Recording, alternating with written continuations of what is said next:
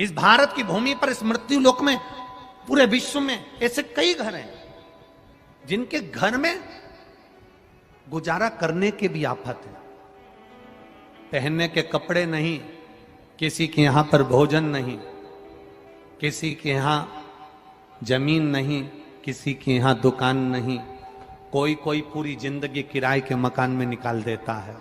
नहीं,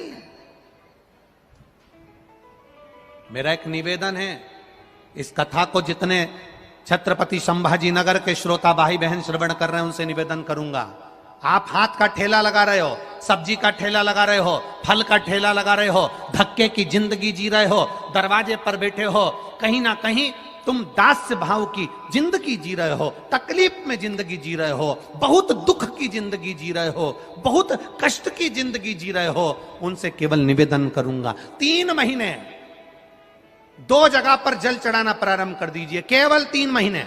एक शंकर भगवान के शिवलिंग पर, दूसरा बेलपत्री के पेड़ के नीचे, 2 जगह पर जल चढ़ाना 3 महीने लगातार चालू कर दो, बाबा तुम्हारा हाथ पकड़कर तुम्हें उन्नति की सीढ़ी पर चढ़ा देगा।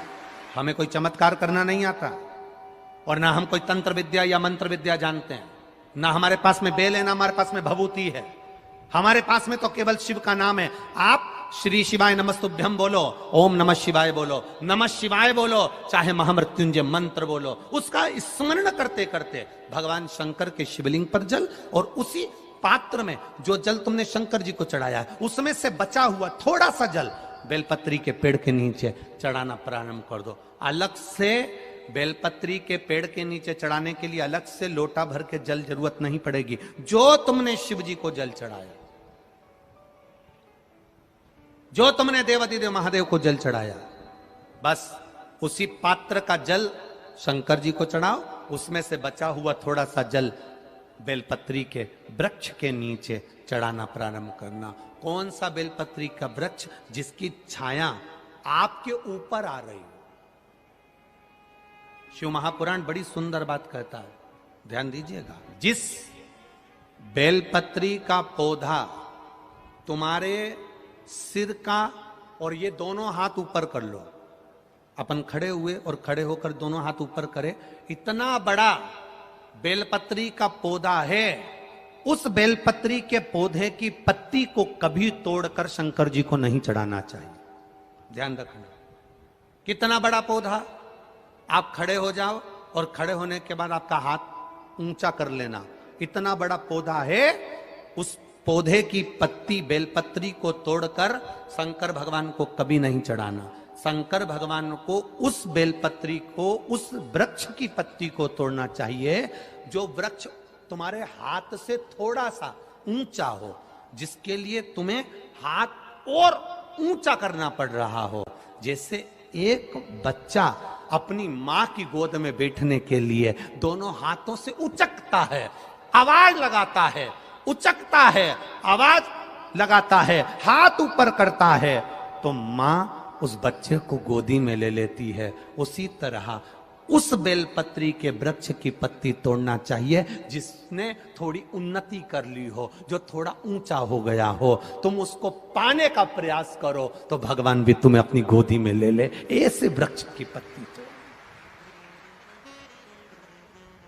अब तुम छोटा सा पौधा, बिल्कुल जरा सा पौधा, उसी की पत्ती तोड़कर महादेव को चढ़ाओगे, ये श्रेष्ठता नहीं। यदि बेलपत्री का पेड़ आपके यहाँ है, और मान लो कई लोग बेलपत्री गमले में लगाते हैं या छत के ऊपर लगा देते हैं, बेलपत्री का वृक्ष जो होना चाहिए वो घर के ठीक पीछे के भाग में, पीछे के भाग। या बेलपत्री का वृक्ष अगर पीछे नहीं है तो आप अपने घर से जब बाहर निकलते हैं तो राइट हैंड की ओर बेलपत्री का वृक्ष होना चाहिए। आप जब घर से प्रवेश कर रहे हैं, बाहर की ओर निकल रहे हैं, वो सुख का अनुभव करा। यदि घर से निकलते समय बेलपत्री का पेड़ लेफ्ट में अगर आता है, आप जिस घर से निकल रहे हो लेफ्ट में अगर बेलपत्री का पेड़ आता है, तो आप 1 रुपए कमाएंगे, 1.25 रुपए खर्च होगा, पैसा हाथ में टिकेगा नहीं। घर में 10 लोग भी कमा रहे हैं तो पैसा घर में दिखेगा नहीं, आएगा जरूर, सारे काम होंगे पर टिकेगा नहीं। यदि लेफ्ट में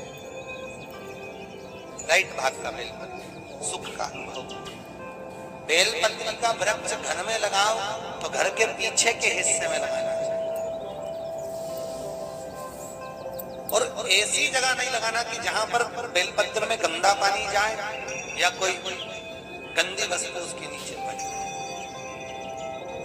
33 करोड़ देवी देवता बेलपत्री के पेड़ के नीचे सोमवार के दिन, कोई रविवार के दिन, कोई मंगलवार, कोई बुधवार, कोई गुरुवार, कोई शुक्रवार, कोई शनिवार के दिन बेलपत्री के नीचे आकर 33 करोड़ देवी देवता तप करते हैं, साधना करते हैं। बेलपत्री के पेड़ का बड़ा प्रमाण है। एक बेलपत्री ऐसी होती है जो कि शंकर पर अगर चढ़ी हुई है तो वापिस उतार कर धोकर फिर शिव को चढ़ा सकते।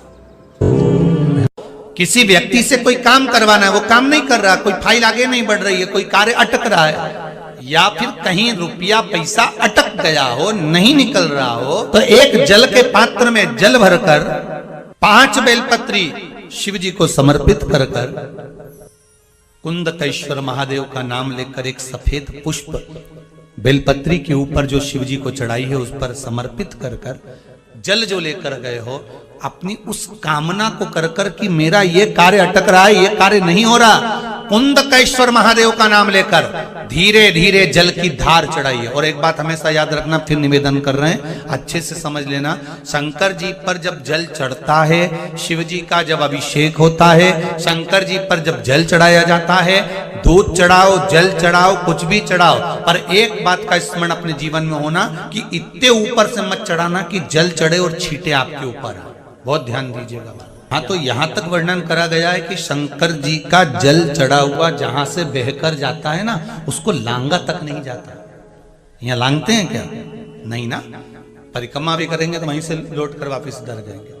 शिव जी का जहां से जल बहकर जा रहा हो, चढ़ा हुआ जल जहां से बहकर जा रहा हो, उसको लांगा तक नहीं जाता। और कई लोग बड़े बड़े आनंद में शंकर जी पे इतनी ऊपर से जल चढ़ाएंगे तो वो छींटे पूरे अपने ऊपर आना चाहिए, शरीर पर आना चाहिए। नहीं नहीं, उसका दोष है महाराज, उसका दोष है।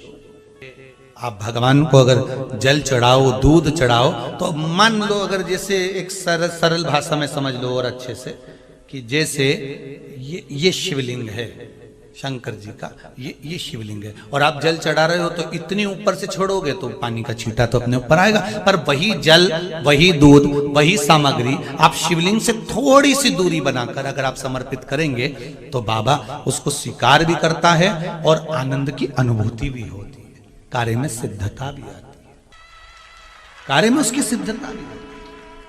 अब तुम तो ऊपर से छोड़ रहे हो जिससे वो पानी तुम्हारे ऊपर ही आए, तो वो एक अलग प्रसंग है, बोलिए एक अलग विषय। बहुत ध्यान देना महाराज, भगवान को कभी भी कोई भी सामग्री, जैसे भगवान के मंदिर में अगर फूल चढ़ाने जा रहे हो, भगवान के मंदिर में अगर पुष्प समर्पित करने जा रहे हो, तो फूल का मुख अपनी ओर नहीं होना चाहिए। फूल का मुख कहां पर होना चाहिए? जम के बोलो जरा, भगवान की